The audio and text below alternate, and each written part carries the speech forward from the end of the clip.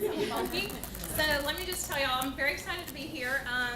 Sorry I couldn't bring any of our cute kids with me today, so what I've done is I have a slide presentation with some of our kids on it and some facts about us. But first let me tell you, we actually started back in Chattanooga in 1872. So we are the oldest social service agency in town. And yay, here's some more kids. And we started as an orphanage for children who were orphaned by the yellow fever epidemic. So we have a very long history here in Chattanooga. And we moved around the city. We were known as the Vine Street Orphans Home for a long time. If y'all have ever heard that name, we were down where the Baptist Student Union now is on UTC's campus. And during the Depression, we just had this influx of a huge number of kids that were being left. And so we actually moved out to Brainerd. At the time, we actually have pictures of this. At the time, it's like rolling countryside with like horses and cattle grazing. And today, we're a block behind the Walgreens and the Rite Aid off of Germantown Road. So we moved out there and moved in 1939. Built this huge building as an orphanage, and we had to restructure our programs in the 1960s because of the foster care system. The foster care system was implemented, and that meant that a lot of children who were usually going into orphanages were actually going into foster care instead. So we restructured our program at that time, and we started what was called Care Around the Clock, and it's what we still do today, and we call it Extended Child Care. We actually have two programs. One is Extended Child Care, and the other is the Chambliss Shelter, so I'll get back to that. But basically, our Extended Child Care program is a child care program for children starting at 6 weeks old and going up through 12 years old. So kids who are not old enough to go to school, so 4 and under, preschoolers and under, are there all day, and we do very intensive early childhood education with them, and to make sure that they are on level and that they are learning everything that they need to learn. The kids who are in school are only there for before and after school care. So we're doing homework with them and doing everything they need before and after school. Now we are open 24 hours a day, and the reason for that is that we need to provide childcare 24 hours a day. We have parents in this city that need to work second or third shift. We have parents who wait tables and don't get off work until midnight.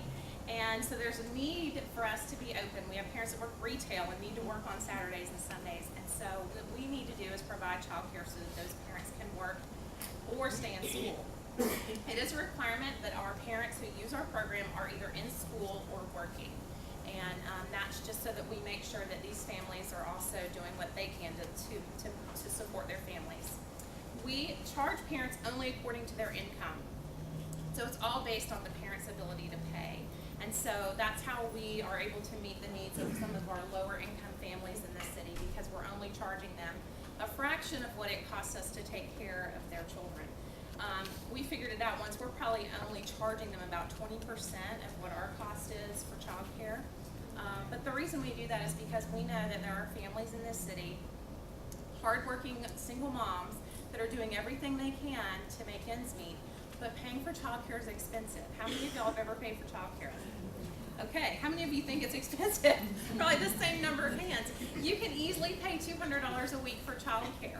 Our average fee is $55 a week, and we provide all the diapers and all the formula for those babies. We serve 3 meals a day, and we do provide basically everything that those children need while they're in our care. That's not to mention what we do for these families at Christmas and all other times of the year, that we go above and beyond.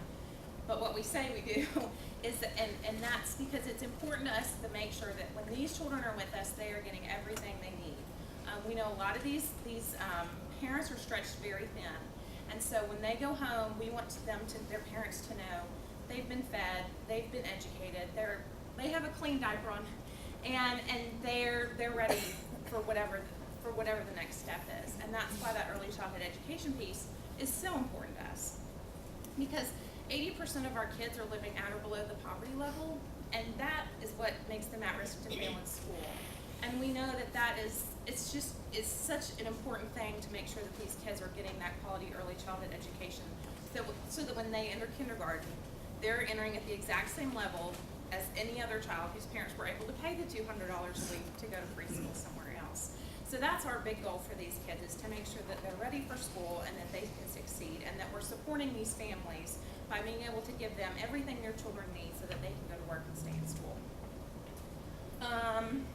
So here's some of our kids. I showed you some of our younger ones here in our nursery. So we do start at 6 weeks old, and then we do go up to 12 years old. So these are some of our older ones right here. You can see out on the playground. I showed you we have the sliding fee scale, and we have the highest rating the state gives any child care program. It's a 3-star rating, and we've had that ever since it's been in existence. We've been around way longer than the rating system has been in existence, so we've had the 3-star rating, and that's important to us. And that has to do with the ratio that we keep of number of teachers to children. It has to do with our personnel files. It has to do with the education level of our teachers, the supplies that we keep in the classrooms, and all sorts of things. But it's something that we are very proud of. They do surprise visits every year, and we've got 3 stars every year, so we're very proud of that. We also do a summer program. This is one of our little girls over the summer.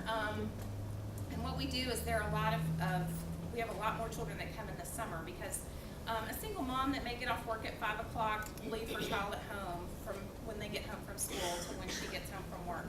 But it becomes a different issue in the summer when they're home 8 hours by themselves. So we do have a lot more children that come in the summer. We have a huge summer program with a pool, and the Chattanooga Tennis Foundation pays for us to have a tennis teacher that comes out every summer, so it's a really, really neat thing.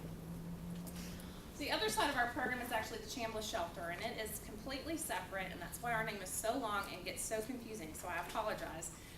The Children's Home is everything I was just telling you about. The Chambliss Shelter is actually a residential program. So these kids actually live in our facility. They've been removed from their homes because of abuse, abandonment, neglect, or they come through the juvenile court system. And so they live there in our shelter or in our foster homes. And we can care for up to 30 children. And in the actual shelter, we can only have 8, and that's a state rule that you can never have 8 in a group facility. You can never have more than 8 in a group facility. So we stay full. In fact, as soon as the bed opens up, we usually fill it as quickly as usually within the day. But these are ages 6 to 18 years old. There's one of our kids, Jimmy, in the striped shirt, and that's, anybody recognize who that is? Jimmy Wayne, country singer. He came and talked to our kids. He was actually a foster child too. But our goal for these kids is to try and find a permanent placement for them. So we can either, if we can, try and put them back with their biological parent, or sometimes an aunt, an uncle, a grandparent, somebody who's willing to care for the child. And if that can't happen, then we pursue an adoptive placement. So we do recruit and train our own foster families, and we facilitate all our own adoptions for these kids as well.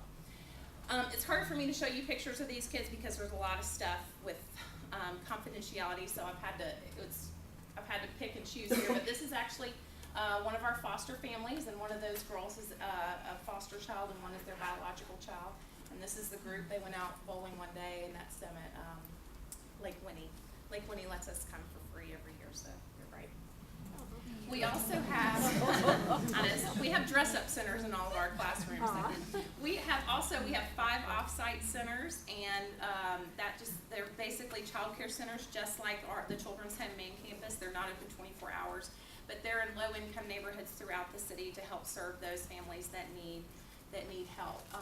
We also have 6 school-based classrooms. We also do child care inside of Hamilton County Schools for the babies of teachers for teacher retention inside of Hamilton County Schools. And then we also partner with Head Start and Early Head Start, and also have Hamilton County Preschools.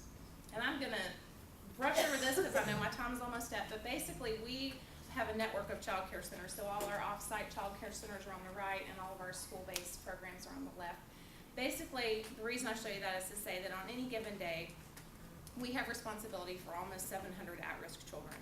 And that's just because of all the different child care centers that we have and on our main campus. We have over 300 children in our program and maintain a waiting list of over 100, and that's just because for some of these parents, we are the only place that they can afford to pay for child care and still be able to bring money home. So we have a preschool graduation. I put this picture of Halloween in there because they're just too cute at Halloween when they dress up. We also have a fishing tournament every year as well. So we just appreciate the chance for y'all to even hear about us. And if you ever want to come out, like Craig said, I always love to show people around. We're right out in Brainerd, and we have 17 acres and 90,000 square feet and hundreds of children. Lots of opportunity for y'all to get involved. And we just really appreciate anything that you can do for us this year. So, any questions?